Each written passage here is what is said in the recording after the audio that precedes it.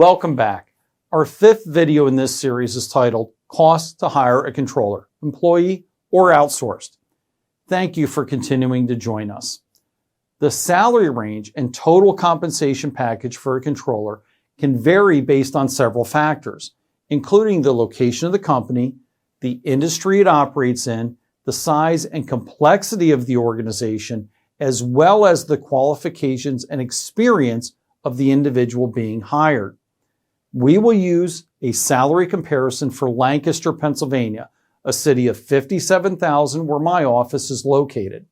I'm using this city because it has a reasonably low cost of living while still having a strong manufacturing base and professional workforce. If you live in a major metropolitan market, you may need to increase these numbers by 10 to 25%, perhaps more. Keep in mind that compensation packages can also be influenced by market conditions, the specific needs of the company, and the company budget to hire for the position. Here are some key factors that can affect the pay range for a controller. 1. Education. A bachelor's degree or equivalent in accounting, finance, or related field is typically a minimum requirement. Many controllers have advanced degrees such as a Master's of Business Administration, an MBA, or a Master's of Accounting, a MAC, MACC, which can command a higher salary. 2. Professional credentials. Holding relevant professional certifications can increase a controller's earning potential. The most common credential for controllers is the Certified Public Accountant designation, the CPA. Other certifications, such as Certified Management Accountant, CMA, or Chartered Financial Analyst, CFA, are also to be considered advantageous. 3. Experience. Total years of experience in finance and accounting, particularly in progressively more responsible roles, will have a significant impact on compensation. Relevant industry experience or specific expertise in areas like financial analysis, budgeting, and compliance are also valued. 4. Company size and complexity.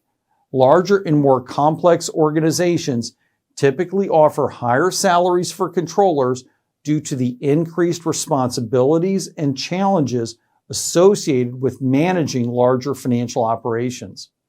The industry the company operates in can also influence compensation, as certain sectors require specialized knowledge. 5. Additional benefits and perks.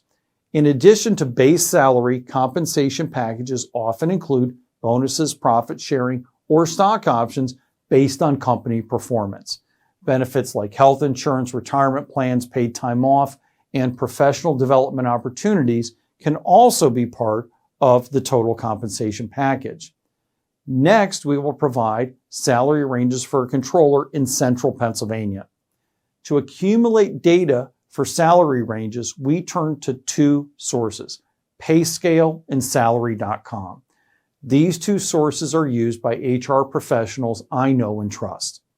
We combine salary data for the job positions and lean towards the more conservative set of numbers. As always, we recommend working with an HR professional to have salary research reports, job qualification requirements, desired work history, technical skills, and soft skills compiled for your job position requirements.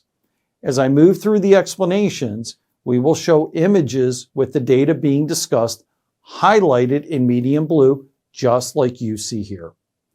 We are making the assumption that with each of these examples, that the salary amount will have 45% added to it. This is to cover the additional 20% cost of employer payroll matching taxes and 25% cost of a benefits package. Of course, these amounts will vary from company to company and state to state.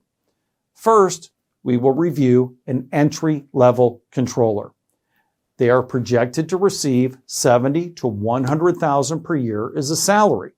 The addition of benefits and employer costs bring the total cost of the company of the $70,000 salary plus 45% additional to $101,500 per year, an equivalent of $48.80 an hour. The $100,000 salary plus 45% totals $145,000, an equivalent of $69.71 an hour. Next, a mid-level controller having 5 to 10 years of experience is projected to receive a salary of $100,000 to $150,000 per year. The addition of the benefits and employer matching costs bring the total cost of the company of the $100,000 salary plus the 45% to $145,000, an equivalent of $69.71 an hour.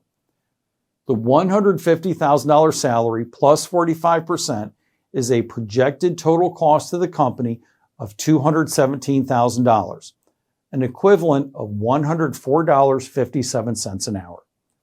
Looking next to a senior controller having 10 plus years of experience, possibly with an MBA, a CPA, or similar credentials, is projected to receive $150,000 to $250,000 salary per year. The addition of benefits and employer costs bring the total cost to the company for the $150,000 salary plus 45% to $217,000, an equivalent of $104.57 an hour.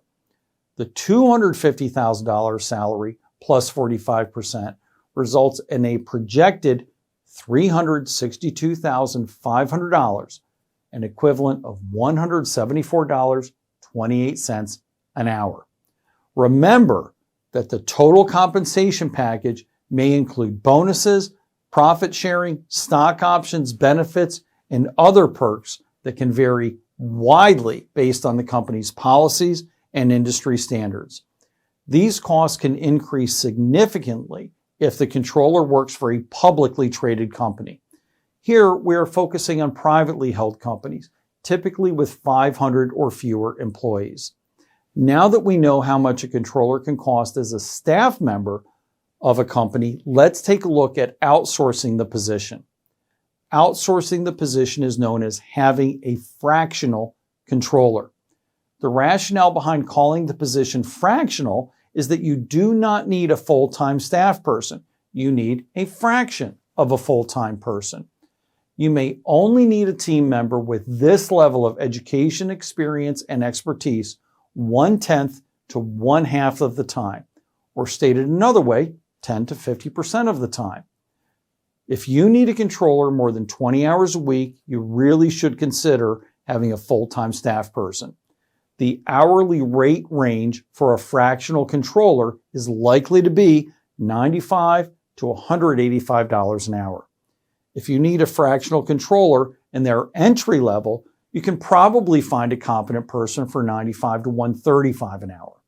If you need the fractional controller 1/10 of the time, it equals 208 hours a year. We arrive at the number by taking the full-time yearly hours of 2,080 and multiplying it by 10%. You may arrive at the same number of hours by taking 4 hours per week for 52 weeks a year. Multiplying the lower hourly rate of $95 times 208 hours a year, we arrive at $19,760.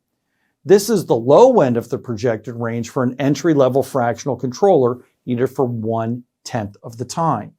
Multiplying the higher hourly rate of $135 times 208 hours, we arrive at $28,080. This is the high end of the projected range for an entry-level fractional controller needed for 1/10 the time. As you can see, the cost range for an entry-level fractional controller for 1/10 of the time is $19,760 to $28,080. The fractional controller cost of $19,760 to $28,080 is considerably lower than the employee's salary cost of $101,500 to $145,000. Next, we do the same comparison with an entry-level fractional controller working 1/2 of the time, which totals 1,040 hours a year. By taking the greater number of hours and using the same pay rates of $95 to $135 an hour, we arrive at a range of $98,800 to $140,400 as a cost for hiring an entry-level fractional controller, devoting 50% of full-time hours. Based upon these forecasted costs, the fractional controller still costs the company less than the full-time controller as a W-2'd employee. You can see how it gets complicated quickly. These complications are a great example of why having the right members of your financial dream team combined with the efforts of an HR professional are so critical to growing your company. The next two videos will detail when to hire a CFO and if the team member should be an employee or an outsourced position. See you again soon.